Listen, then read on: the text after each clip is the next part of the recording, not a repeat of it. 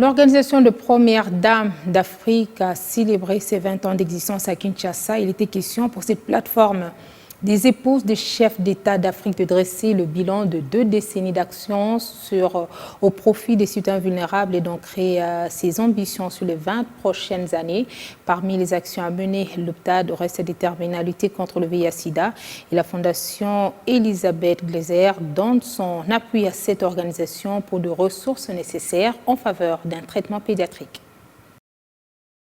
Créé au début des années 2000, l'OPDAD était à l'origine une initiative contre le VIH-Sida avec l'objectif d'être une voix unie pour les citoyens africains les plus vulnérables, à savoir les femmes et les enfants vivant avec et affectés par cette pandémie. Lors du 20e anniversaire de cette organisation, les Premières Dames d'Afrique ont évoqué la collaboration de leur organisation avec la Fondation Elisabeth Glaser pour lutter contre le sida pédiatrique, l'un des piliers de leur engagement pour les 20 prochaines années. La conférence de ce jour est l'occasion unique de dresser en toute franchise le bilan des 2 dernières décennies d'action au bénéfice de la population du continent et de se projeter vers les 20 prochaines années avec beaucoup plus de sérénité. Un événement marqué par la présence du président de la RDC, champion de la masculinité positive, qui à son tour a encouragé les Premières Dames africaines dans leur organisation. C'est une organisation qui a un dynamisme et des objectifs que nous visons tous pour améliorer le sort, le quotidien de nos populations. L'OPDAD a apprécié l'appui technique de l'EGPAF dans la lutte contre le VIH-Sida, une boîte à outils de plaidoyer afin de fournir aux Premières Dames de ressources nécessaires en faveur de traitements pédiatriques améliorés.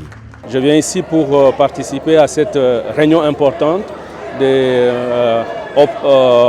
OPDAD, qui est en tout cas pour nous très importante parce que nous travaillons dans le domaine de la santé et comme vous le savez, d'ici 2030, l'Organisation des Nations Unies veut atteindre les objectifs de développement durable. Et parmi les objectifs durables, l'objectif 3 concerne la santé. Aujourd'hui, l'ONU-SIDA a parlé des objectifs 95-95-95, qui est très important. Parce que pour dire qu'on a atteint l'élimination de sida d'ici 2030, de VIH-Sida d'ici 2030, il va falloir que l'incidence soit en dessous, le nombre de personnes incidentes soit inférieur au décès dans la population donnée.